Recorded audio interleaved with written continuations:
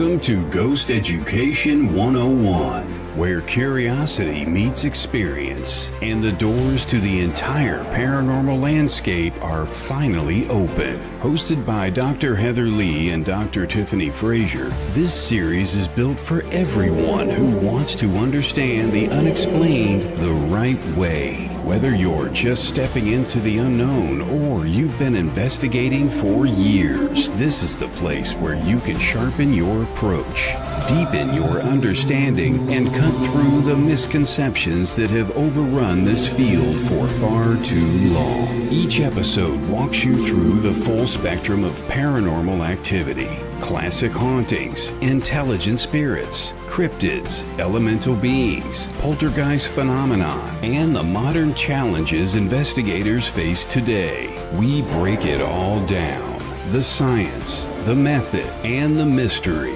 without dumbing it down and without drifting into theatrics. Grounded in research, history, and real-world investigation, Ghost Education 101 is your classroom, your laboratory, and your gateway into the most compelling unexplained experiences on record. Learn, question, discover. Welcome to Ghost Education 101. Now, here are your hosts, Dr. Heather Leigh and Dr. Tiffany Frazier.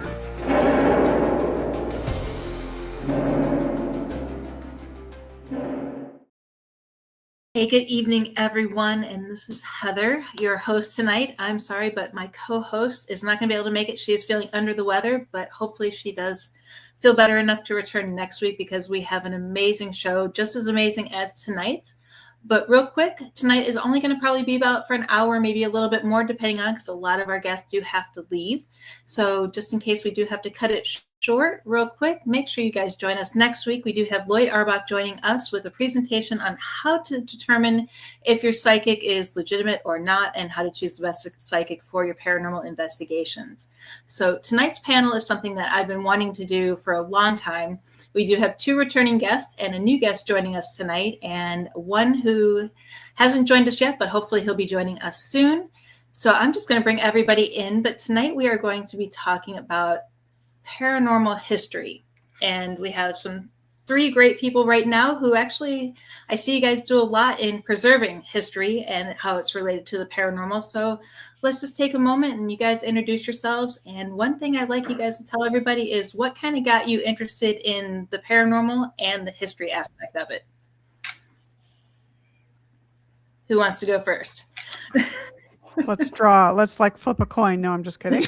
I was going to say ladies first. So Ladies. Oh, I'm on the spot. No, I'm just kidding. Well, Heather, thanks again for inviting me for this panel. There's a lot of amazing faces here tonight. So I'm Nicole Strickland. I'm over here in San Diego, California. You guys probably know me most from the Queen Mary.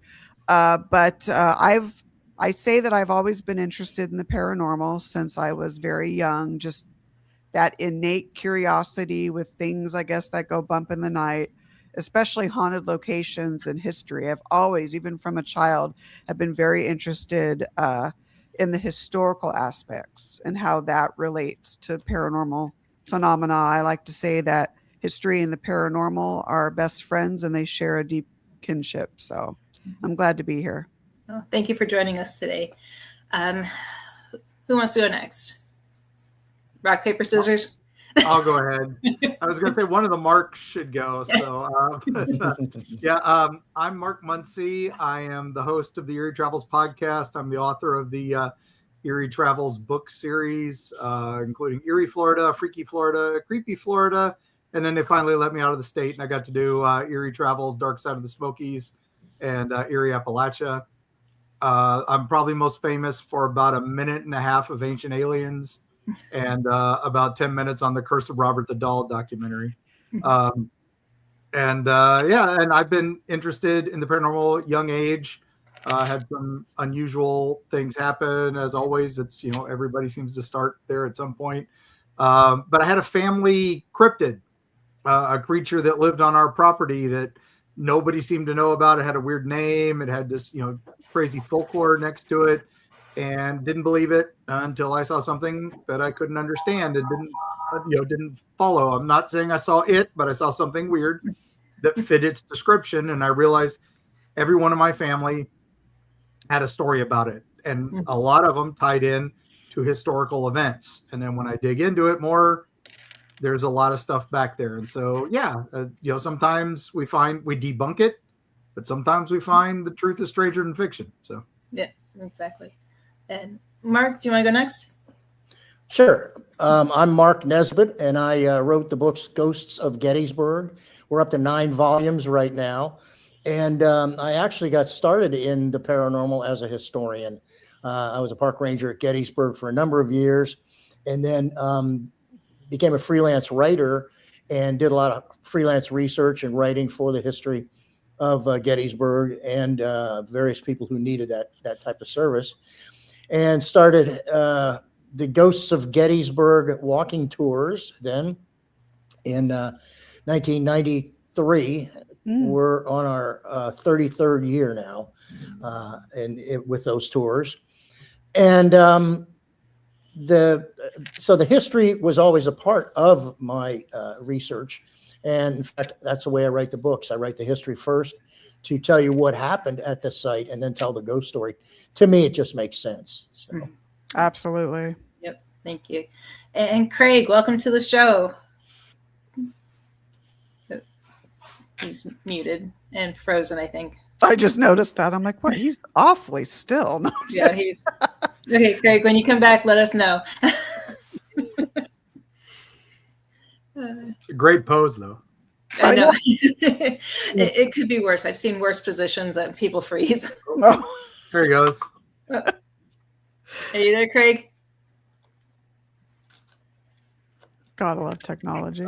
You're still muted. It's not letting me unmute it. It's on his end. Nope. Craig, you got to unmute yourself. I can type in chat. Yeah. We had this problem last There week. we go. There we go. I live right by a railroad track, and I'm worried. Oh, there you go. So I forget to unmute and mute. All right. Well, dramatic entrance, right? Freezing. My name's Craig Owens. I'm the author of Haunted by History, Volume 1. That it basically separates fact from fiction on 8 haunted hotels in Southern California. Took me 7 years to research and write that book. But it's gotten me brought a lot of positive things my way. And most recently, I've been working with Brandon Alvis and Mustafa Gadalari and Kevin Audie on a show called Haunted Discoveries and Haunted Discoveries Family Spirits, where I basically took over as the main historical researcher. We all kind of research history, but most of the work is put on me. And what's fun is, I get to investigate as well. So, and that's what I did for my book. It wasn't just, checking the history to see if it's right, trying to track when the ghost stories first started, but I also would go and test these locations to see if there's any merit behind, the haunted claims or not, and what exactly happened to me while I was there. So I'm glad to be here with you guys, and thanks for having me. Thank you. Thank you for joining us. So one thing I do want to say is, again, thank you guys all for joining us. This is going to be a great panel tonight. But I basically got my start. I've always been interested in the paranormal since I was 16. And it wasn't until I met a certain somebody in Gettysburg who realized that I wasn't a crazy teenager. And he put up with me. He asked all my questions, even though I know he doesn't remember me. But he answered all my questions, and that kind of started the ball rolling. Which leads me to my first question. How would you guys help encourage or inspire the next generation of paranormal historians to start continuing your work?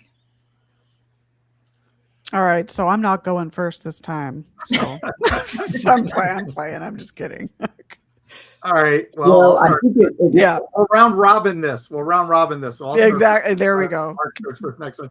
All right. We'll do it like Dragon Con does it. No, I would say I got helped out when I was first starting. I was running a haunted attraction in St. Petersburg, where it was, we based it on local lore and legends because of my love for it.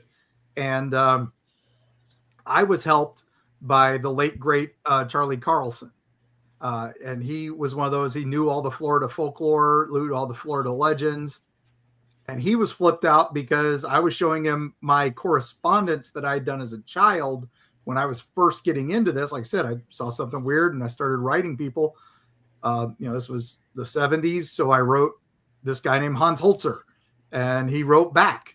Who knew? And, and he would give you advice. He gave me advice. And then he's like, I was really interested in the Enfield poltergeist. He's like, oh, here's this address for this couple in Connecticut. Reach out to them. And it was the Warrens. And next thing I know, my dad's driving me to Connecticut to meet this old couple and leave me alone for a few hours with them while he goes off and does his work stuff. Crazy days. And they all were super nice to this stupid kid. And so when I started talking to Charlie, he's like, I'm old, I'm retiring, here, take these legends. And I started doing my stuff. And so even now with the podcast and everything, I've got new people reaching out all the time. And of course, they all took the time for me. I'm going to take the time for them. And I'm happy to answer any questions anytime. I'm an old man, so just watch out the late calls. But other than that, my email's it's like the worst hidden secret on the internet. So. Well, I guess I'll go next. So like I said earlier, I've always been interested in the people that have walked the land before us. And so I think that, by educating and people that are interested in the paranormal, they need to know that one of the main arteries that supports it is history and the historical tapestries of these locations. So I just think just portraying how important it is to study the years and the different eras of a property is so important. My team here in San Diego, the San Diego Paranormal Research Society, we had about 10 years at the Rancho Buena Vista Adobe, which is in Vista, California. It's about maybe 30 minutes north of San Diego. So we did monthly paranormal tours, but we ran it like an investigation, taking small groups of 10 to maybe 15 people max throughout the property and doing different types of methodologies. But we would always start out with a presentation as well, just kind of setting in that tone about how important it is to learn about the site's history, because without that, you really are going to have no really knowledge of what the paranormal may even mean. So it was just a really a good honor to be able to do that and have that tenureship at the property. That's why I love case studies instead of just one night investigations, because you do have more time, a lot more time in some instances to really develop knowledge on what's happening paranormal wise, but again, looking into the intricacies of that site's past. So another site for me, as well as the RMS Queen Mary, I will shut up there because it's getting me to shut up about talking about it. That's a problem. But it's been for 20 years kind of an ongoing case study. And so it's just important to instill the importance of studying and respecting the history. So I guess I'm next. Being in the tourist industry and going to several places and seeing people come to Gettysburg all the time, I think what we're all trying to talk about here is actually visiting the sites, the historic sites, to get interested in them and then eventually develop some sort of interest in the paranormal. Mm-hmm. And I think that's almost natural in places like battlefields or historic sites. I liken it to when you come to Gettysburg or almost any Civil War battlefield where a lot of suffering took place and tumultuous things happened. I think you get a feeling there. It's kind of like walking into a church. It's just a building, but you feel different in it. And it's the same with the battlefield. A producer that I worked with early on, who was doing some videos of Gettysburg said, that you can feel, you get out on the battlefield and you feel the great crush of souls out here. And I thought he put it very, very well.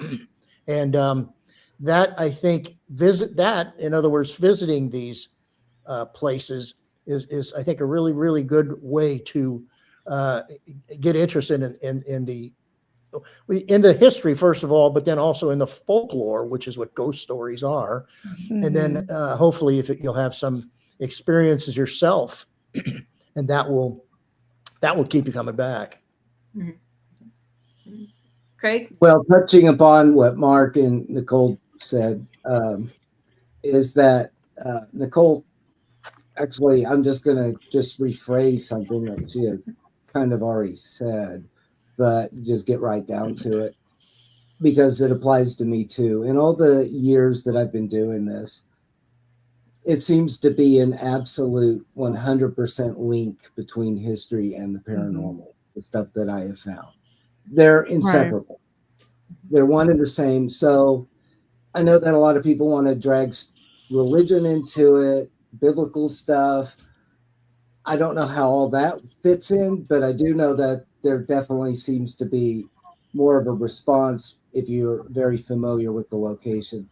A lot of paranormal investigators don't realize it, but they're actually operating off of a lot of urban legends. So It's very important to get the real story. Another thing that I usually tell people is that, because this has happened to me, because I give historical tours as well in Los Angeles. And the closer you get to the truth, the higher the chance something's going to happen. Because I'm kind of working under the theory that if you're just going to be talking about stuff that isn't true, you're not attracting anything. Whatever may be listening in doesn't relate to it, therefore does not get involved. Mm-hmm. But if you trigger something by talking about things, by hitting it, odds are very strong that you will have a better chance of getting a response. We tested this with Haunted Discoveries. We would spend days just talking about the history and interviewing historians, interviewing paranormal investigators, but also talking about the forgotten history that we came across, or maybe some corrections to some of the stories that are commonly told on the internet or revealed on the internet that aren't quite true or are taken out of context a bit. And then when it comes time to investigating, sometimes it's right from the very beginning. Mm-hmm. Sometimes it happens, an hour into the investigation. So I can't stress enough how important it is. Now, I know there's a lot of people out there, I hear it all the time, about I like to go into places cold. I don't want to know what's going on. I want to experience it. Then I'll make up my mind on what it is. And I think that's kind of like going to a doctor with, you've got something wrong with you. And the doctor says, don't tell me anything. Don't tell me anything. I don't want to know if it's your arm or your leg. Or your leg. I will tell you after I examine you. And I just think nobody wants to go to a doctor like that, right? That's a good analogy. Yeah. So that's a really good analogy. So a lot of paranormal, like property owners and stuff, some of them may, take it seriously and be okay, and go with it.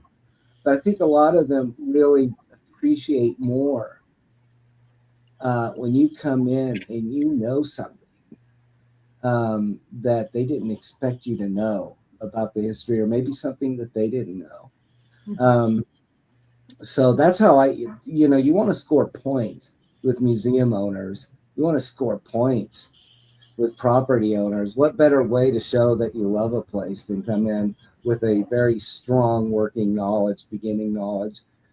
I'm not saying going in as a know-it-all, because there's a lot more to gain from asking questions and interviewing and stuff. But you want to go in prepared. Yeah, yeah, I agree with that too. Because we had a museum that we investigated regularly in Vegas, and it was more or less our training ground where we brought our team. We would practice once a month, have our team meeting, and I did extensive research not just on the property, the building that's there now, but on the history of the land. And it turns out that it's an old Mormon fort. Mm. And I started asking questions about, the Latter-day Saints, and of course it drifted off into polygamy, and once I started asking questions along that line, we were getting answers. Yeah. And everyone else in the group with me was like, how do you know that? It's like, well, I did my research. It's like, how else would you know? You got to do, I agree. You have to do the research in order to make the investigation more active, I think, personally. Oh, absolutely. And I will say too, really quickly about the Rancho Buena Vista Adobe. The Huntington Library in San Marino, California, has a lot of Cave Johnson Coutts old letters, just authentic archive material. So we spent a few days there going through all this material, and then just over the months really getting a good idea. I mean, I've even written a book on the place as well. Just really, really good idea about the history, and incorporating discussion and questions into our sessions. I will say, I will agree with you and back that up, that more questions were answered, and we did get more interaction with our knowledge developing, of the history, about the history of the property as it went on. Yep. So it's really, gosh, it's so fascinating. It is. And we do have a question in the comments, but I do want to touch on one real quick, because I have a feeling that both may take a while. In case one of you has to leave, I want to make sure this one gets answered, because this was asked to me by people ahead of time. Make sure you ask this question. How do you guys determine the difference between fact, fiction, or legend? Ooh. It really is. I can answer. I'll go first this time if you guys don't mind, because I get asked that question a lot. The answer is, when you're looking. Okay, I investigate primarily. When I talk about research, I research on two fronts. One is the actual history, the nuts and bolts, the things that actually happen. And I'm looking for deaths. I run property deaths on, hotels and stuff. And I try to be as impartial as possible. That's another thing. You can connect the dots, but you really want to connect the dots correctly. And so I build a timeline and all that thing, and then just start filling it in. And the second part is I start tracing when these ghost stories first start appearing in the press and on other media. And that, believe it or not, that's your smoking gun in most cases, because it may be someone with a history of fabrication, of fabricating things. And so you almost have to fact check your source as well, when it comes to who's starting them and how was it used? Was it used for marketing, for Halloween when it was first introduced? These kind of things. And then you get a feel for the history, then you match it up and see where it lines up. The haunted history is, in my opinion, a part of a history of a building. It's like the social fabric. It's a kind of a layer that's added to it because enough people have been to these places and started telling these stories. But again, like with the Glen Tavern Inn, that started out as marketing for Halloween back in 1986. And some of the stuff that was said was ridiculous. About a murdered gambler in the room. And you start finding out that was actually not a historical thing at all, but that came from a psychic who had been hired and brought in to help create the marketing for that place. Am I saying that the Glen Tavern Inn is not haunted? Absolutely not. I've had experiences there, but you have to check to see where these stories began and who started them. And then you can backtrack into the records and see if there was like a gambler or stories of like the usual cliches, like a prostitute or some of these other things, and see, is there any likelihood that any of this thing could have existed at that time. Mm-hmm. My stuff's a broader range. I do a lot of urban legend and folklore and stuff like that. So one of our big cases was in St. Petersburg, Florida. There was an urban legend, a thing called mini lights. Mm-hmm. And if you said it 3 times, this voodoo queen with her gator boys would steal your children. And it's just this terrifying story. And everybody on one side of town had a different version than the other side of town. You know, the south side it was very serious. It was, do not mess with mini lights. It's a scary thing. And then you'd find out, you know, a little further back, her story was she was mini lightning and she controlled the weather. And you go a little further back and she was stealing preachers' children's and stuff like that. And then finally we dig and find some early newspaper articles from around the 40s. So we're like, okay, it's probably from the 30s then. And we look around the 30s and, you know, suddenly no more newspaper articles, but we talked to some people who were around that time, getting, you know, asking, hey, we need to know this. What do you know about it? And then we figure it out. And it was because there was an alligator farm. That's where these gator boys came from. There was an alligator farm in the 1930s entertaining tourists. And if you've ever come to Florida, you go to an alligator farm, the alligators just lay there unless there's food, you know, and they can't just. So what they did was this alligator farm would kidnap children and throw them into the pit to entertain tourists, African-American children mostly, because they were kids who weren't be missed. And so the story was beware of mini lights. The alligator men will get you was beware of the men with lights. The alligators, you know, the alligator boys will steal your children. And suddenly, boom, again, the truth is much scarier than a haunted, you know, voodoo queen. And, you know, if we hadn't dug, that never would have come out. And the only reason we found it was an ad in a newspaper article that was, hey, come see the alligator feeding. And it had 2 little black kids being chased by alligators. And it's horrifying. And if we hadn't dug back, we wouldn't have seen it. And so, yes, the history is important. And if you don't look in, you're chasing a voodoo queen with alligator people. Yeah. So. Yeah, that's pretty freaky. Yeah. Go ahead, Mark. Well, when I try and determine whether it's fact or fiction or fable or legend, I have to admit a good number of my stories from the first book I have to classify as legends because I really didn't know where they came from. I just heard the stories through the years as a park ranger there. And I'd hear them from old park rangers. And I was like, where'd you hear that? Oh, I've been hearing it for years and that type of thing. So those I have to classify as legends. And then later on, for example, you can do a lot of research, a lot of documentation just being on the battlefield itself, mainly because the monuments themselves are documents. They stand right where that particular unit of soldiers stood. In other words, the 20th Maine Monument on Little Round Top is right there in the middle of the line of the 20th Maine who fought in that spot.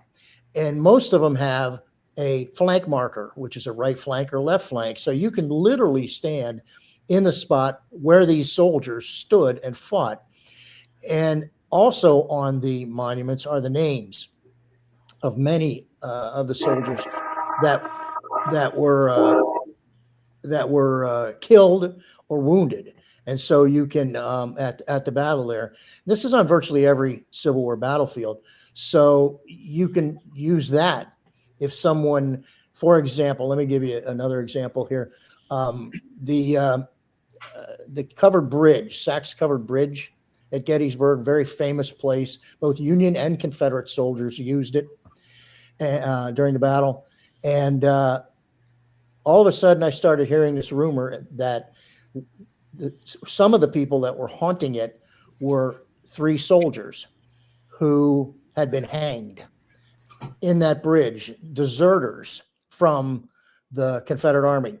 And they caught them and they hanged them on that bridge. And so that doesn't make sense. I'm not buying that because So I just went to the chief historian, made it easy. Not everybody can do that, but I went to the chief historian and I said, Kathy, what's the story on this?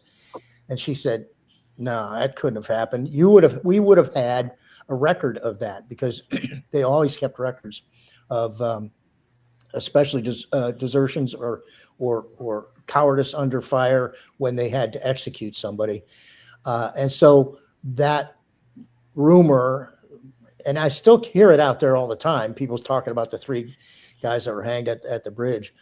But so some of the stuff at Gettysburg that I collected, I got to admit, it's legends. I can't trace it to anybody else. But some of the stuff is fact. I mean, you can tie it right together with some of the people that were there. Possibly the only soldier ghost that I can identify, that I've been able to identify, would be General Reynolds, John Reynolds, who was he was a major general, highest ranking officer in the Union Army, highest ranking officer at Gettysburg to be killed in battle. And I know this because there were at least 2 or 3 sightings of his ghost there, and they have described him to a T. And I even showed one fella a series of photographs, of officers, and I said, "Can you pick one? Can you pick out the one you saw?" And he pointed right to him. And so that it kind of helps when you have photographs, which we do, of the Civil War soldiers in historical archives. So it's not that difficult. I mean, it's not that difficult at Gettysburg, at any rate, to find out what the real history was and compare it with the ghosts that you see. What kind of uniforms did they have? Does that match up with the soldiers that fought here? Because we know where every unit fought. So that's basically how we do it. Mm-hmm. And I was to trail off from that. There have been instances, again, at the Rancho Buena Vista Adobe, as well as other sites that we've investigated, where we will take, let's say, an EVP, a very compelling EVP capture, and compare that with some authentic archival information, and realize that it's a match. So, and that happened in some cases where we weren't even aware of that piece of history, but a paranormal and sort of encounter, in this case an EVP, actually led us to that. So I think, with fact and myth and fable and all of that, I think history can dispel that, but yet at the same time, I think legends and things can open up the doors to discovering more history. I also think too, and in addition, I look for consistency. So reputable sources that are, in a sense, sharing identical stories. There may be differences in the exact date and things like that, but consistency amongst reputable information. And if you can go back to original authentic archives, and you can actually use those to compare with, let's say, newspaper articles or books or what have you, that's important. But I do think there's a little bit of an intuitive component too. So just trusting your intuition and let that guide you, because many of us will say, you know what, that just sounds way too good to be true. And so going off of that, and then you can find out whether you're correct or not. So, yeah. Okay. And Paramontech, which should come first, the location research or historical research? Well, when I did my book, Haunted by History, I had kind of a working knowledge, like a Wikipedia knowledge, sort of, just kind of the light scanning going in. But then again, I was looking for ideas to stage photo shoots in some of these haunted locations, and I wanted it to have this kind of maybe tap in. So if it was a haunted room and there was this legend attached to it, we would, or someone supposedly lived there, like the Kate Morgan room at the Hotel del Coronado, so we would bring someone dressed as Kate Morgan, take pictures of her in that room just to see what was going on, and test it out. But then I would do the deep dive research, and we would do our EVP stuff while we were doing the photo shoots and investigation. And then the only way to understand what was coming through audio wise or maybe visual wise was actually doing the deep dive. Now, having said that, when I was on Haunted Discoveries, I did major research going in before, because everything had to be very organized. The shoot had to be organized. And so I did as intensive research as possible. I mean, I was even pulling recipes from like some of these haunted videos, from the past, because I just like everything. I'm like I sponge, and I just want to know everything. So that came in handy, knowing ahead of time. And I'll give you an example. This was a location we almost got into. There was a rainstorm damaged it, and so we had to drop it immediately. But it was the Washington Theater in Kentucky. And the story is, and the ghost stories that you'll find online, is that, there's a grave underneath the stage, and everyone sees this, or past people have seen someone like dressed in period clothes. So they made up the story about an actress during the early 1900s that played there when it was kind of a vaudeville house before it segued into motion pictures, and that she had died and that she was buried. Her last request was that she was buried in the basement. And so if we didn't do any research except what was online, that's what we would be going in. But I did deep research, and I found out that when they built that theater, they quietly built it on top of the Pioneer Cemetery, which was just in back. So there literally were graves underneath the stage. I did find this like 1890s article where actors were seeing ghosts outside the dressing room window. And that's a forgotten story that no one had unearthed before, but it came in very handy because we're trying to figure out, well, heck, these ghost stories go way back. In that grave is in fact a pioneer grave that, is just under the stage. So we already had this kind of figured out before we even set foot in that theater, what we thought was probably haunting it and what was responsible for the paranormal activity there. So it helps sometimes to know what's going on before you go there. But if you don't, it's perfectly okay as long as you have someone very anal retentive who will do the deep dive research afterwards and try to fill in the blanks before you just jump to conclusions. As I said earlier, you want not just to connect the dots, you want to connect the dots in the right order. And I've seen a lot of documents where they've been attempted to connect the dots correctly, but because they didn't do quite enough research, they got them out of order, and it'll throw everything off. It'll throw off what your findings are. It'll throw off everything if you don't have some real understanding of what the history of the property is. I think it too, depends on, you hear that saying, well, it's not really a saying. It's very important that, it may not be the location itself. It could be the land that the location was built on. So keeping that in mind, obviously it's important to do both location research and of course research on the general land surrounding it. But in cases like, for example, the RMS Queen Mary, a ship, you'd have to also research where she was built, not just considering Long Beach, but where she was built, where she sailed, Southampton, Cherbourg, New York, and so on. So I think with ships or vessels that have moved and gone to different areas of the world, then that is just another layer of research that you need to do. Yep. And you were talking about how paranormal and history blend. We were on an investigation. I'm not a ghost hunter.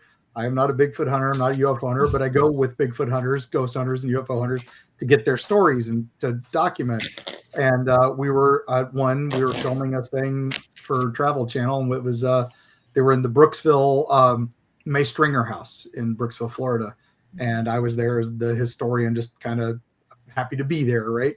And they were the psychic kept getting the word Murphy. Well, there's no Murphy family. It's the May and the Stringer families. There was no Murphy ever worked there because it became a museum later, and it was abandoned for some time. So they were convinced it was some homeless guy or something that had squatted there and everything. And then finally I'm like, can I interject? And I'm like, I'm not on camera, but I can interject. And they're like, what? And I said, well, there's a lot of material here in this one wing that's all military from World War II. And they're like, yeah.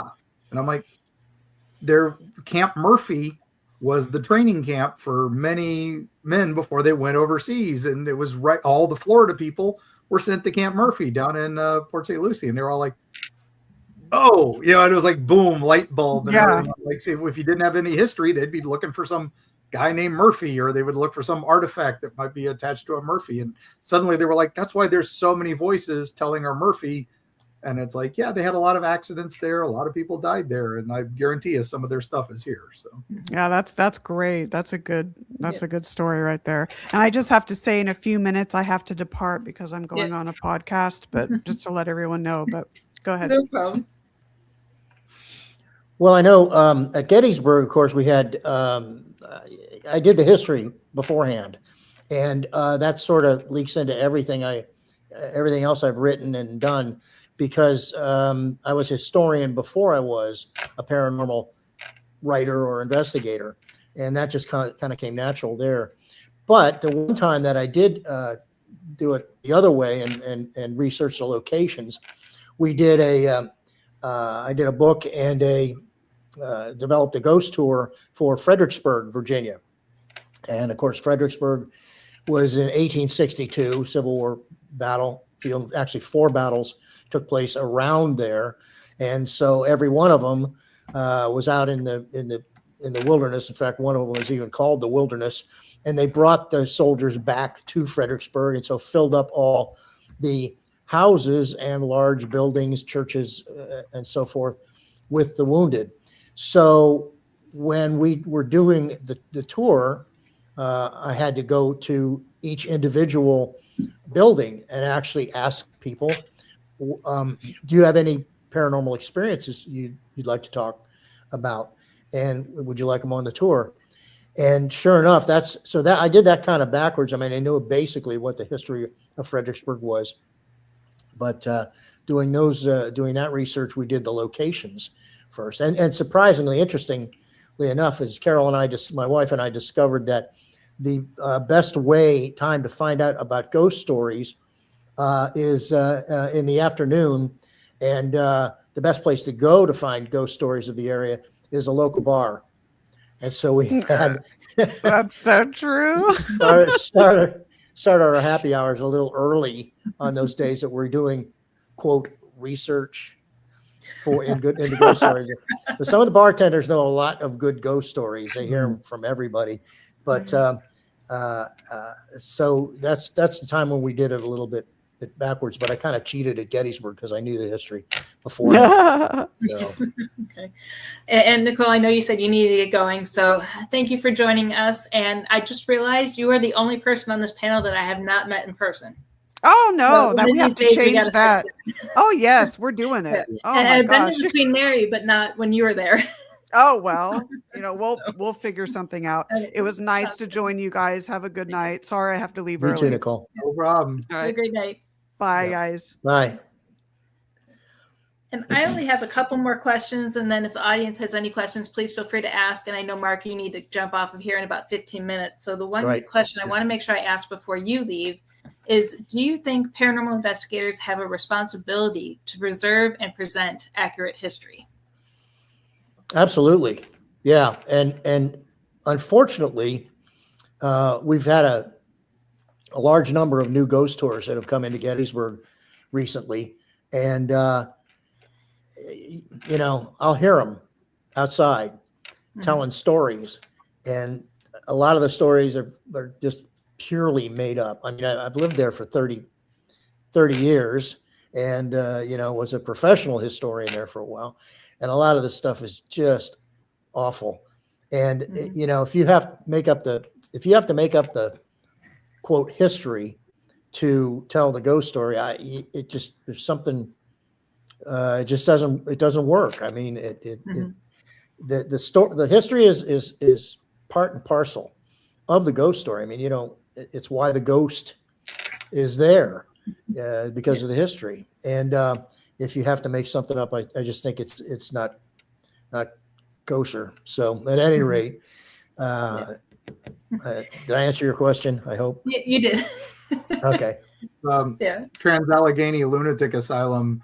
They had, it's a lot of famous ghosts there, and there's a lot of stories there, and a lot of history there. And the one show that I'm not supposed to name by name, but rhymes with Schmost Adventures.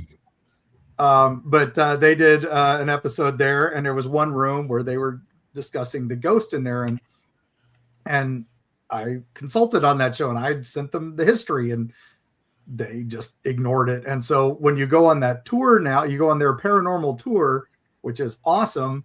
They will tell you, okay, so here is the room where Zach and crew found their ghost, but over here is where the ghost. That's fun. And you're talking about tours. That's at St. Augustine and just pretty much any city you go to, Savannah, Charleston. I mean, any major city has a ghost tour now. And they're generally that one of those three companies that do the national tours, and they all have the same stories. Not every city has the same story. They just, and it took place right here. And and then I hear people repeating it, and you'll even find it on the Wikipedia of that city after a little while, because somebody puts that in there, and you're like, no. And that's how, ghost stories grow and move. And, if you hear one more Romeo and Juliet story in your town, and, a lover's leap somewhere, they go back, the natives told this story. Well, that was a settler story, if anything else. The natives don't tell stories like that. So, right. But anyway, I agree with you 100%. Find your local guys, find the local tour, ignore the big companies.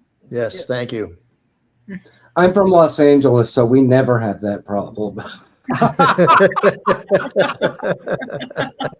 And detected some sarcasm.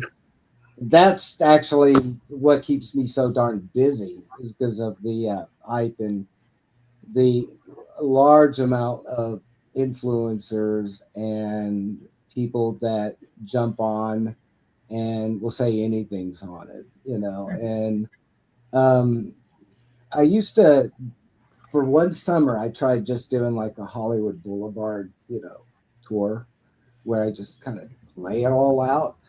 I had to stop after a while because it felt like this was my Bizarre Los Angeles What's Not Haunted tour, or What's Not True tour, because I ended up spending much more time just shooting down what all the other tours and media has said. And so I'll give you like my favorite case in point.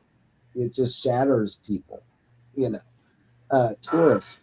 But the Marilyn Monroe's ghost at the Hollywood Roosevelt and the Marilyn Mirror.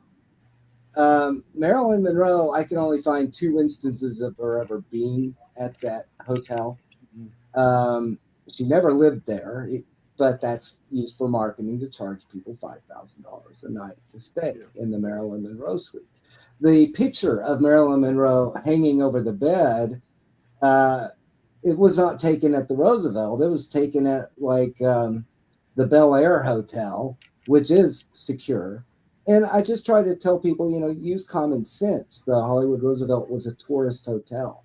Now, do you think a star like Marilyn Monroe, based on what you know about her life and her death, she would live in a tourist hotel? Seriously? The Marilyn Mirror was actually, I found a inventory of mirrors that were put in the cabanas when they were constructed in the 50s, and it matches perfectly. Furthermore, they found that mirror in the basement during a mid-80s renovation, covered up And so that was used for marketing purposes. Now, what's funny, and I say, look at where the ghost stories began and who started them. This is a great case in point. In the mid 80s, after the Roosevelt had reopened after a massive renovation, it was the 25th anniversary of Marilyn Monroe's death. And they were going to hold a big convention at the Chinese Theater, which is kind of catty corner. Well, there was so much enthusiasm for it that they decided they needed a bigger space. So they instead held it in the Blossom Room of the Hollywood Roosevelt. That did more for the Roosevelt as far as bringing in income. And they realized that Marilyn Monroe was a bigger brand in itself than the Roosevelt, that they started making things up.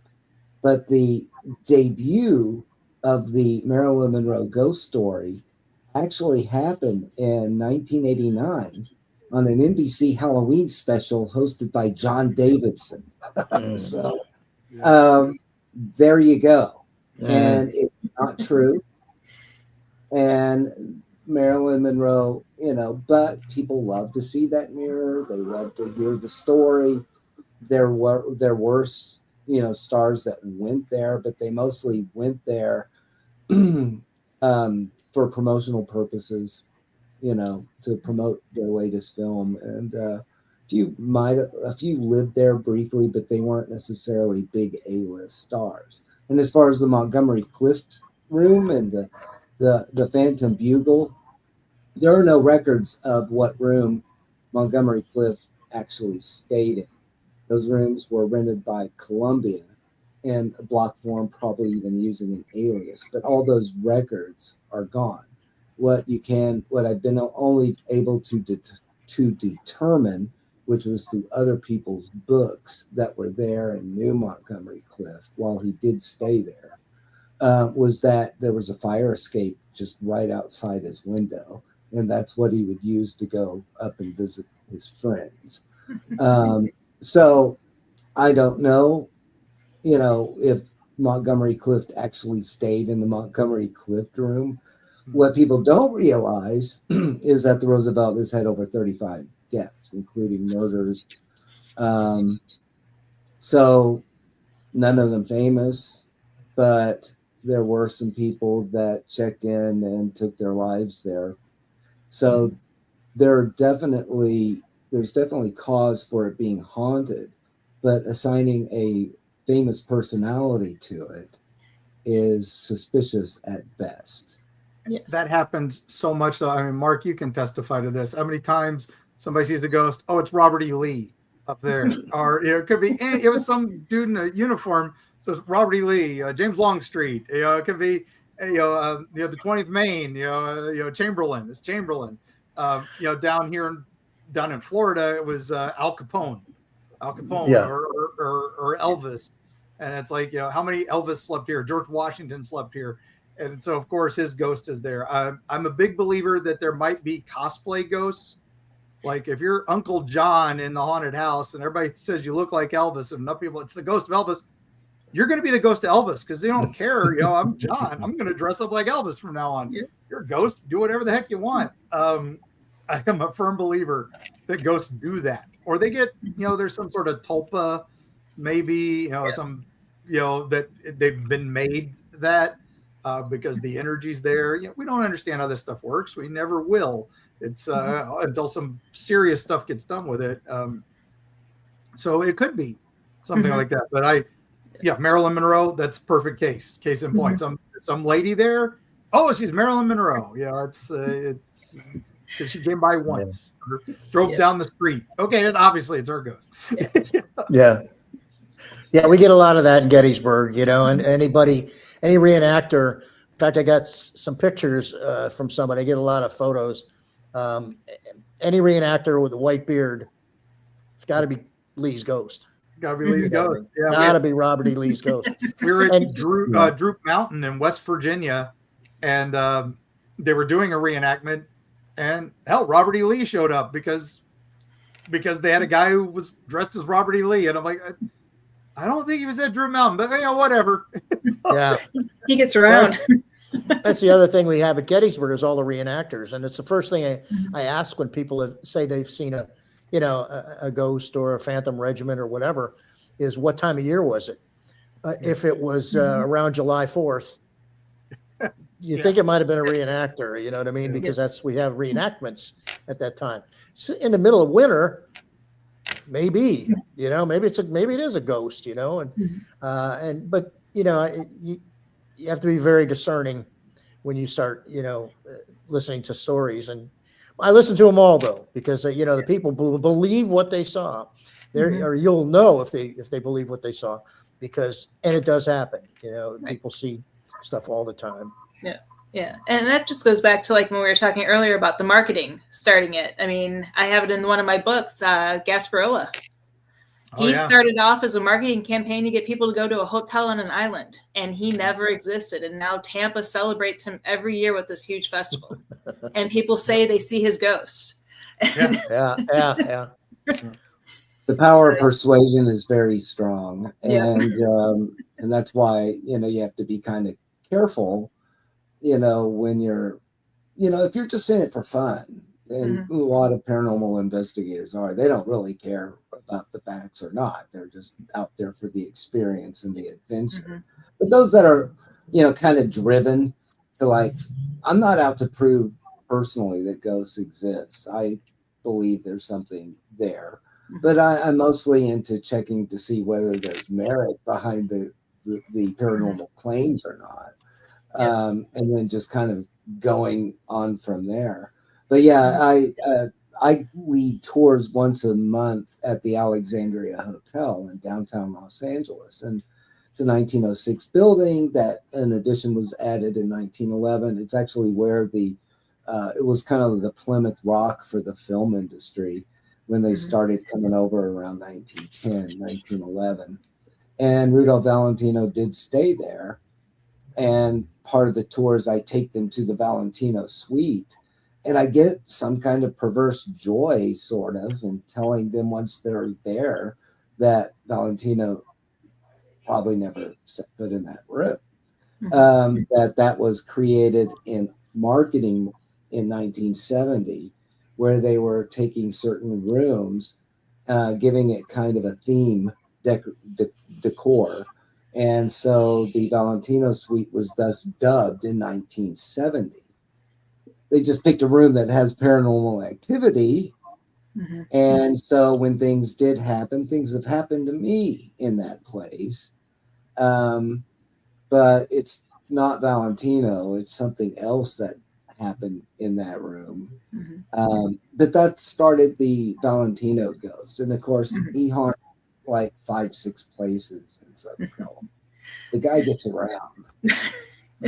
And I know, Mark, you said you needed to go, but I only have one more question. Do you want to stick around for that, or do you want to head out? I'm good for about another 20 minutes now, I guess, because they delayed till 10:30. So we're good. Perfect. And Mark? Yes, me. You both had to leave after an hour. I'm good. I'm good for one more question. I was wondering which Mark had to leave. I'm looking and seeing two of you. This Mark has to leave, but I'm good for one more. We're all popular. It's the way it goes. So. No, trust me, I get it. But one more question. So it's more or less kind of your perception on the paranormal field or the world. Have you ever had one case where the historical data has completely changed how you view paranormal?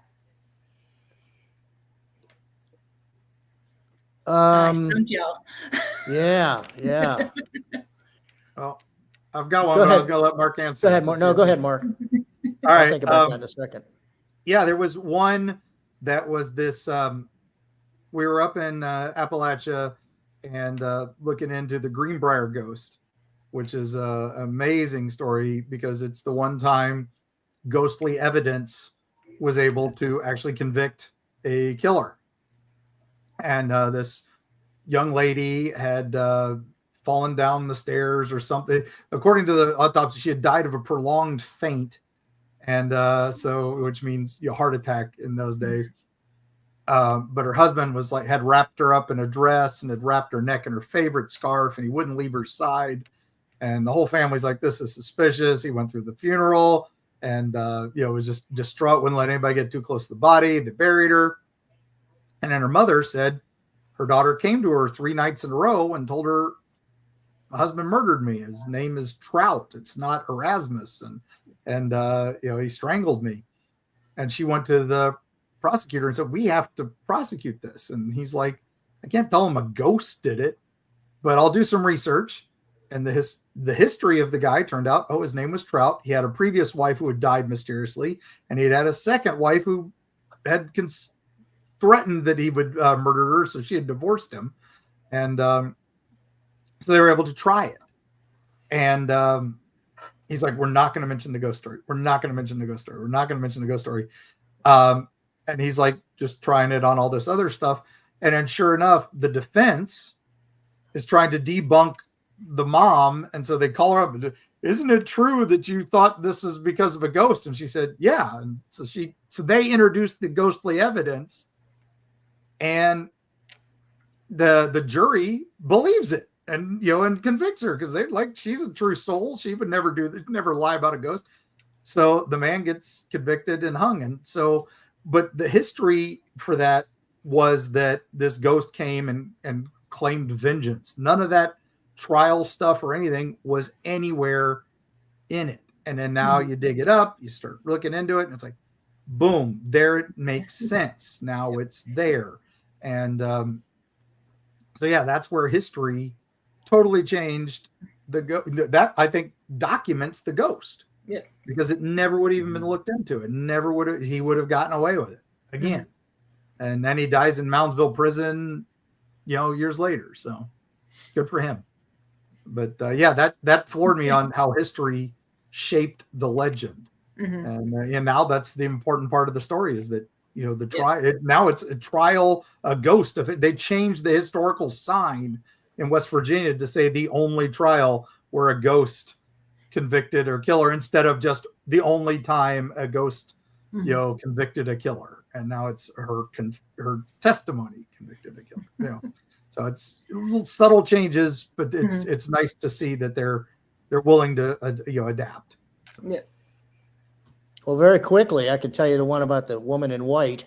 For years and years, Spangler Spring has been known for sightings of the woman in white. And I was giving a talk, and a couple came up to me and they said, the woman in white that you talk about all the time? I said, yeah. And they said, she lives in our house. And sure enough, I went over there, and they live in a house right near Spangler Spring. And they took me on a tour, and I actually took along a psychic. Okay. And she said, yeah, well, she didn't say anything about the woman in white. She went around the house and she said, yeah, I know what happened here and this and that and blah, blah, blah. And she didn't say anything about any woman in white. And finally we said, did you get anything about a woman dressed in white? She said, oh yeah, that's the nun I see walking around. And we're like, a nun? Could that be the woman in white from Spangler Spring? And then I realized right after the battle, the Daughters of Charity from the convent in Emmitsburg, Maryland, just 7 miles south of the battlefield, all came up to tend to the wounded. And they were in those, the typical flying nun habits, with the hats and stuff like that. And that's where a psychic actually helped solve and backed up the history of backed up by the history of the Daughters of Charity who came up to the battlefield. So yes, that does happen. Yep. So, but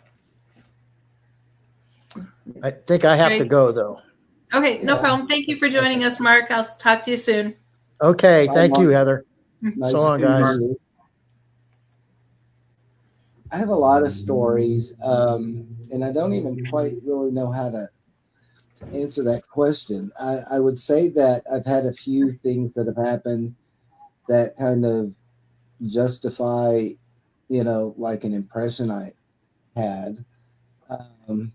Sometimes you just stumble, maybe through obsessive research, you stumble upon a clue, a missing piece to the puzzle that suddenly makes the paranormal claims make more sense. Is that kind of where you're getting at with your Yeah. question? Okay. Yes. I think one of my favorite things that my favorite stories, and this was just almost by chance, like almost blind luck, was Catalina Island. There's this village called Two Harbors, but back in the day, it wasn't called that. It was called the Isthmus, and there was always this talk about a lady in white, a white dress, Edwardian, that's been seen on the outskirts of town, and because the owners at one point in the early 1900s one of the brothers had built a house there. They thought it was a mistress, and somehow or another, this ghost is connected to that house. And so this kind of weird trying to explain why this woman has been seen. And so I researched this family, the Banning family. There's nothing that even remotely comes close to a connection to that family or that building. But in a very small little articles, I don't even know how I came across it. I guess I was just looking through everything very intensely, but I came across a story of a woman who was newlywed, and she had checked into the tent city in the Isthmus with her husband when they had a little tent city there. They had gone out hiking.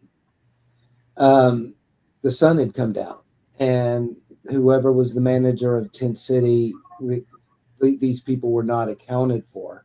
So they started trying to put together some kind of search party to go out looking for them.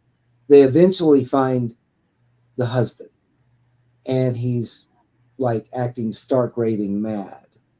And he said that his wife had died. And so they said, well, you need to show us where she is. We need to find her. And he couldn't find her. He was so lost for so many hours that they were like, what is wrong with this guy? He doesn't even know where his wife is. He's acting like he's crazy, And so they divide up into different groups because his directions are worthless. So they eventually find her. Now, he had told them that she had been rock climbing and she fell off a rock and dashed to her death. But what they found instead was an upright dead woman. And when they looked at her arm, she had track marks up and down. And they found a vial of morphine, empty. So she was a junkie, like circa 1903, 1904. What had happened, once the guy kind of came out to his senses, he finally told what happened, is they were picnicking. She injected, OD'd, was dead. He tried to kill himself, but there wasn't enough morphine to kill him, but it made him crazed, and he lost his way. And he eventually found his way back. Now, that's what the coroner came to the conclusion. She is buried in an unmarked grave on the side of that village where this lady in white has been seen. And that, to me, that's the missing piece. I think that, if I were detectives, that's my number one suspect right there. I have another quick story. Again, this comes with having good research and not just listening to what everyone says and urban legends that are found online. There's a hotel in Ventura. I'm turning into a ghost here. I'm kind of blurring out. It's closed now, but it had a famous ghost back in the 90s, Sylvia Michael.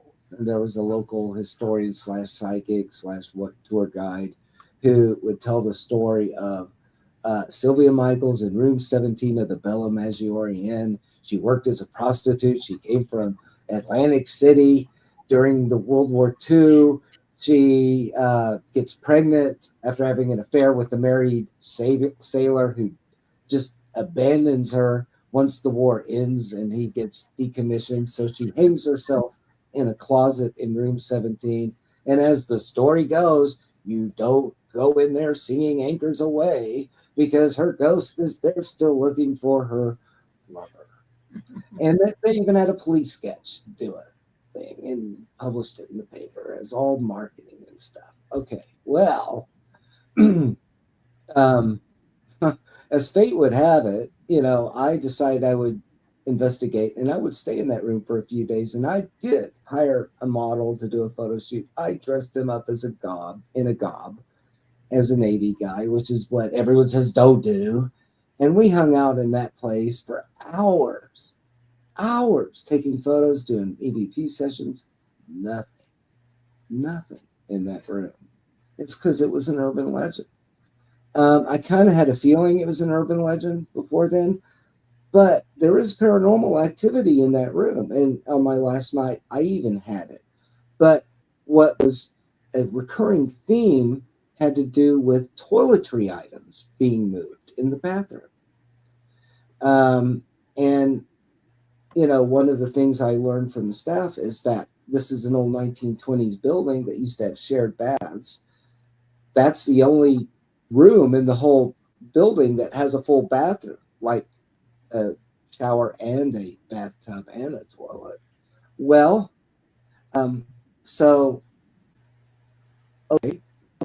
Sylvia Michaels was ever existed. There's no death records of a suicide, period, in Ventura. But the smoking gun was when I started finding out that room there was no closet in the 40s. I looked at the original floor plan and it was the shared men's bathroom back in the day. And so that explains why toiletry items are being moved around, right? It totally makes sense that is it. There was no closet for a Sylvia Michaels to hang herself. And so all of this stuff that had been told for decades in people's books, or this particular tour guide's books, it was in the tours they would charge people. He was just telling people stuff. And then I looked into how he came across that story.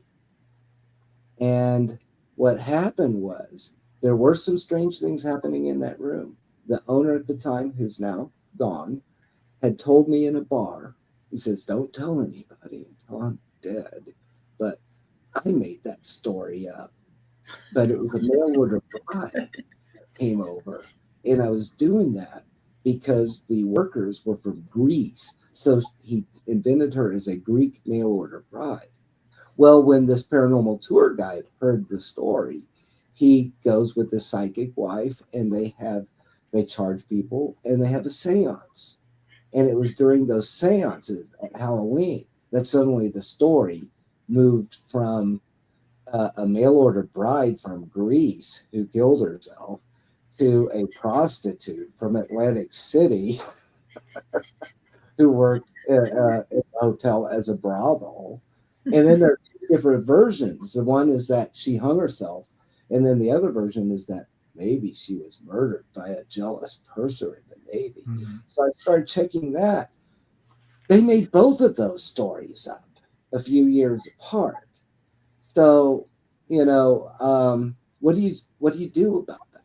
I mean, it's obviously that the evidence is there that was not that was never a bedroom in the 1940s. It was a shared bath.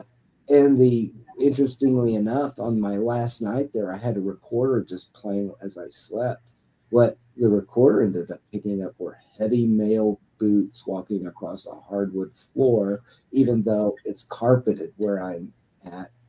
And I hear this booming, deep voice, which also is more indicative of that being a shared male bathroom than a room that's haunted by a dead prostitute. And I've got other stories too where things just make sense once you of what the real history is.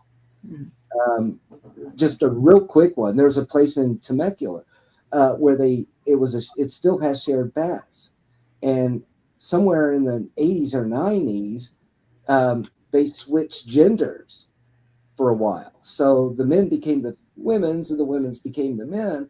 Well, there was a paranormal investigator contacted me, and he said, I walked into the men's restroom and with my recorder, and a woman told me to get out of there. And he had no idea that was the women's restroom at that time, not the men's. So it totally makes sense. It totally lines up with the history of the property and what that room was used for. Yep, exactly. Well, I can't thank you guys enough for joining us. It was great seeing you again, Mark, on the show. As always, love having you on. We'll definitely have you back. And Craig, thank you for joining tonight. Miss chatting with you. Oh my God, it's been almost 2 years now. Can't believe it's been that long since you and I were at Waverly. Yeah, that was also an interesting experiment where, and that is another phase of the question you just asked is, emotion seems to trigger paranormal activity too, not just knowledge of history, but sometimes the emotion that you bring into it. And when you get people recalling loved ones that had passed and something very emotional. And in this particular case, we were at Waverly Hills, which would have been chock full of people with heavy emotion going on, missing their loved ones, wondering if they're ever going to make it out alive. And so when people shared their emotions and their personal stories and would get all teary-eyed or get angry or just whatever's being stirred up inside just talking about these incidents, then suddenly, boom, something happens. It's like the emotional charge triggers something that's already there. And just trying to reach a connection. And just in final word is that the reason why I got into this is I love history, but a lot of us, I think, deep down inside wish we could time travel. And I'm literally trying to connect to the history of a location. And if there's any way, as a historian, that we can do it in an entertaining enough way where people can connect into that history, then you're one step closer to, having a paranormal experience. Yeah, exactly. So I will make sure I get your guys' information shared out. Any last words before we go? Mark, I know you got to get going here in a minute. I know one more quick thing about we earlier talking about researching location or researching the history. Make sure you go to the location if you can. If it is private property, don't go there. If it is, condemned property, don't go there. When you're reading a Wikipedia or some ghost page that says, oh, the most haunted location in town is the old Simmons house, and you go there and you expect to walk in and it's no longer a haunted location, a museum or anything. Now it's a private home, and you walk up to that door, you might get shot and become the new ghost there. So don't do it. Exactly. Especially in the Appalachians, you go down those hollers, you may not be coming back if you aren't invited in. So so definitely research the location and make sure it's okay to go there. That's one of our things, Erie Travels. We only put places in that you can go. Or at least we say, all right, you can't go there anymore, got bulldozed, got turned over, but you can go to that Walmart parking lot and get the same experience. Yep. Yeah, I know in my books I always put this location is no longer accessible, but I still share it. If it's got a good story, of course. And we're keeping the stories alive. And that's one of the things, with the folklore. If you follow the folklore, you'll find something really is there that they're trying to explain with, a folktale. And then, share it. Keep it alive because, the Meemaws and Peepaws are dying and the kids are playing on the phone and they're not keeping these stories alive. So that's why us historians, folklorists, paranormal investigators are we all are keeping the history alive, and that's the beauty of it. So Exactly. Thanks for having me. Yeah. Thank you so much. And Craig, Nice anything meeting else you, before Mark. you? No, nice meeting you, Craig. We're gonna have to get you on my show at some point. So Yes. I'll reach I'd out. love to. Yeah, Yep. great. Okay. So Okay, you've literally watched the sunset on me. I Yeah, know. I was just noticing it was It's getting dark darker on me.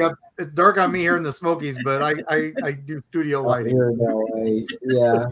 Okay. No, So, I mean, I think, if you're a property owner of a haunted place, there's a lot of people, because of bad behavior, they just stopped or closed the door. mhm. And that's really kind of sad. That's why I have like this Roy Rogers like rule of ethics. It's like I won't walk into a property unless I have permission to, and all that stuff. And I don't suppose we'll ever stop bad behavior in the paranormal. They kind of go hand in hand sometimes. But what I do think, if you're a property owner, is that if you want to bring in younger people, the paranormal is the best way. The Queen Mary, that's the one thing that kept it going, was they had tried different marketing stuff, from plays to museum pieces to Titanic exhibits and stuff. All the marketing people that they hired to figure out what would bring them back, they failed. It failed miserably. They had overgutted it, and people could see the whole thing in one day. But the paranormal, that was proven that it brought more people back, second, third, fourth, fifth time. And they were in denial of it for a long time. They didn't want to do it, but they did. And so that's the one thing that they won't give up. Sometimes they go too far with it, where you have like 3 different ghost walks, and each one has a completely different version on everything. But why do you think they have 3? It's because that's the only marketing thing that really works there. Glen Tavern Inn, not for their marketing, I'm not sure if that place would have been open. Always try to tell property owners to, control the message, or someone will control it for you. But that's the best way to bring in and introduce a younger crowd. In LA, we've lost the Brown Derby, we lost the Ambassador Hotel, we've lost a lot of like old Hollywood locations through the years, because there wasn't that younger generation that was reached out to and appealed to. Had they gone with the hauntings, those buildings would still be around and still be going. But if you don't, if you're just, your clientele grows old and they die off. So it is proven that paranormal marketing done smart, done ethically, can be very healthy. And for every one person that won't go there because it's haunted, you're going to get one person that will go there because it's haunted. Yep, exactly. Yep. And again, thank you both for a great night. I'll definitely be in contact with both of you to get you back on the show again in the future. And then thank you everybody for watching. Make sure to join us next week, same time, same place. And we have Lloyd Arbach joining us with a presentation on how to select a psychic to go on your next investigation with you. It's going to be a great one. See you guys all in a week. Have a great night. Good night.